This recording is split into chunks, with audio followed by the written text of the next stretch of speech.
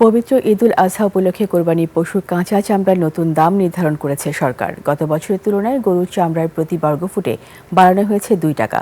তবে বিগত বছরগুলোতে সরকারি বেঁধে দেওয়া দামের চেয়ে কম মূল্যে চামড়া কেনাবেচার যে তিক্ত অভিজ্ঞতা রয়েছে তা নিয়ে এবারও শঙ্কায় আছেন মৌসুমি ব্যবসায়ীরা। সাদাত হাবিবের সেতু রিপোর্ট।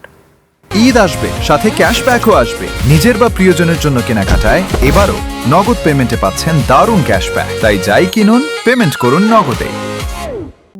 পবিত্র ঈদুল আজহার মাত্র কয়েকদিন বাকি। কোরবানির মূল ধর্মীয় আবহের সমান্তরালে প্রতি বছরই দেশের অর্থনীতিতে যুক্ত হয় এক বিশাল অর্থনৈতিক সমীকরণ, কাঁচা চামড়ার ব্যবসা।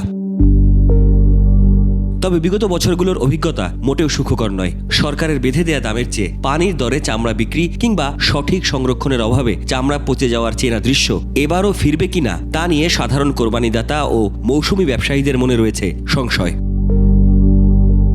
যদিও এবার সরকার প্রতি বর্গফুট গরুর চামড়ায় 2 টাকা বাড়িয়ে নতুন মূল্য নির্ধারণ করেছে, তবে মাঠ পর্যায়ে এই দাম কার্যকর হওয়াই এখন সবচেয়ে বড় চ্যালেঞ্জ। এই লক্ষ্যমাত্রার চেয়ে কম আপনার পশু কুরবানি হবে, কারণ আপনার ইনফ্লেশন অনেক হাই। চামড়াটাকে আগে রক্ষা করেন, তাহলে আপনি সেখানে কিন্তু বার্গেনিং এর একটা জায়গা তৈরি করতে পারবেন। অর্থাৎ আপনি মৌসুম ব্যবসায় গিয়েই আপনার এটাকে 300-400 টাকা করে আপনার মূল্য দিতে পারবে না। এবার কোমর বেঁধে নেমেছে সরকার। লক্ষ্য 1 কোটি পশুর চামড়া শতভাগ সংরক্ষণ করা। অপচয় থামাতে দেশের 495টি উপজেলায় বিনামূল্যে লবণ বিতরণের পাশাপাশি চলছে মাঠ পর্যায়ের তদারকি। শিল্প মন্ত্রণালয় নিশ্চিত করেছে লবণের জন্য ইতিমধ্যেই 17 কোটি টাকা ছাড় দেওয়া হয়েছে। কার কি চাহিদা, সেই চাহিদাও আমরা পেয়ে গেছি এবং তাদের নামে অলরেডি বরাদ্দ দেওয়া হয়ে গেছে।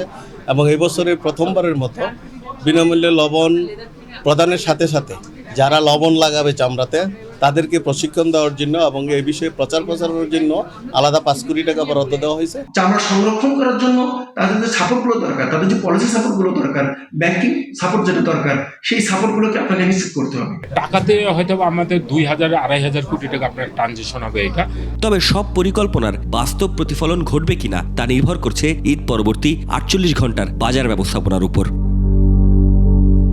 সাদাত হাবিব, সেতু, 21 টেলিভিশন, ঢাকা।